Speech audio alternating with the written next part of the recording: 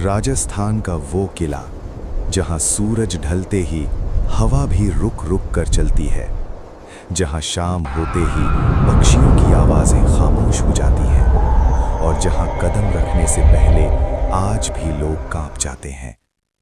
क्या सच में वहां आत्माएं पहरा देती हैं? हम बात कर रहे हैं भानगढ़ किले की, भारत का सबसे रहस्यमय और डरावना किला।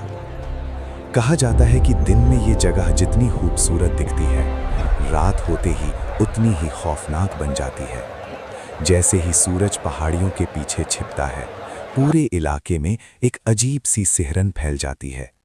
स्थानीय लोग आज भी कहते हैं, सूरज ढलने के बाद भानगढ़ की धरती किसी और ही दुनिया में बदल जाती है। इतिहास बताता है कि भानगढ़ कभी एक समृद्ध नगर था।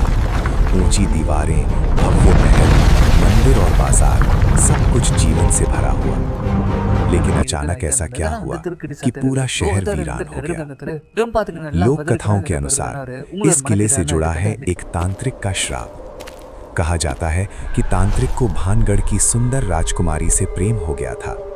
उसने तंत्र मंत्र से उसे वश में करने की कोशिश की, लेकिन राजकुमारी ने उसकी चाल समझ ली। जैसे ही तंत्र विफल हुआ, तांत्रिक ने मरते समय पूरे नगर को श्राप दे दिया।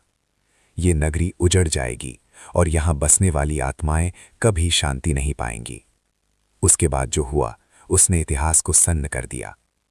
कुछ ही समय में भानगढ़ उजड़ गया।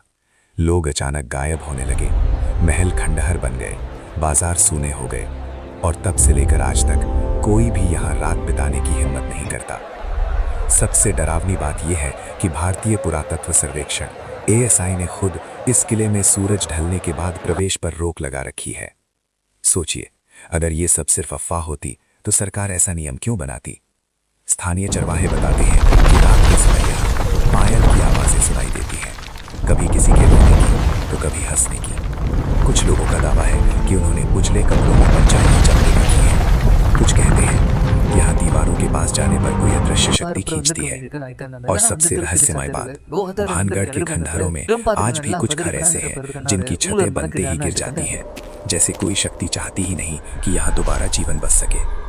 तो सवाल यही है, क्या भानगढ़ सच में श्रापित है या ये सिर्फ डर की कहानियां हैं जो पीढ़ियों से चलती आ रही हैं? लेकिन एक बात तय है, राजस्थान का ये किला सिर्फ खंडहर नहीं, एक जिंदा रहस्य है।